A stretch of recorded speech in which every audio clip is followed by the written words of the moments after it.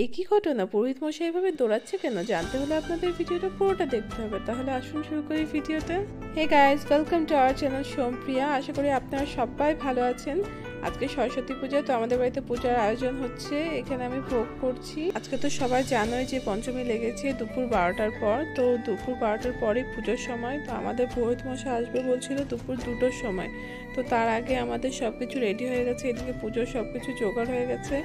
আর আমারও রান্নাবাড়া ভোগ সব কিছু কমপ্লিট হয়ে গেছে।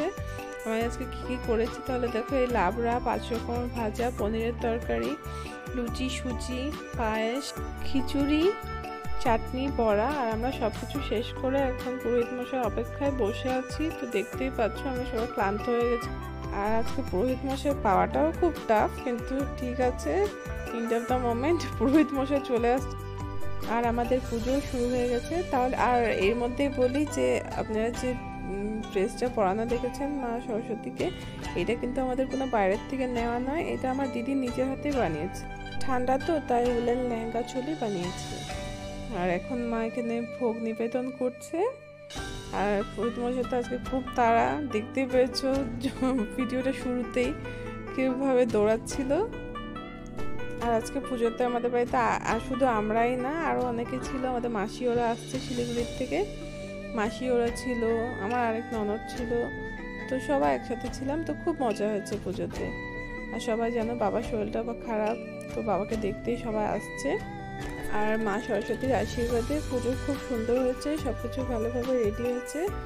তাড়াহুড়া ছিল যদিও, সব কিছু খুব ভালো হয়েছে। আর সরস্বতী ঠাকুরের ড্রেসটা কেরম হয়েছে তোমরা একটু কমেন্টে জানিও আমাকে। তারপরে এই পুরোহিত মশাই চললো টাটা দিয়ে আমাদেরকে। এখন মা আরতিটা করে ফেলছে। আর এখন তো আর আগের মতো শুধু স্কুলেই পুজো হয় না, আমাদের যেরকম বাড়িতে হচ্ছে এরকম প্রতি বাড়িতেই সরস্বতী পুজো হয়। তার জন্য পুরোহিত মশাইদের খুব চাপ হয়ে যায়। তার জন্য আগের থেকেই পুজোর সব কিছু রেডি করা থাকলে ওনাদের সুবিধা হয়। আর আমরাও তার জন্য সব কিছু আগের থেকে রেডি করে রেখে দিয়েছিলাম। তাই উনি আসার সাথে সাথে পুজোতে বসতে পেরেছে আর পুজো করে চলেও গেছে। আর আমাদের পুজোটা তোমাদের কিরম লেগেছে জানিও। যদি কিছু ভুল হয়ে থাকে তাহলে বলে দিও প্লিজ, তো নেক্সটে আমরা ওটা শুধরে নিতে পারবো। আর আমার ভিডিওটা আপনাদের ভালো লাগলে লাইক, শেয়ার এবং সাবস্ক্রাইব করে দেবেন।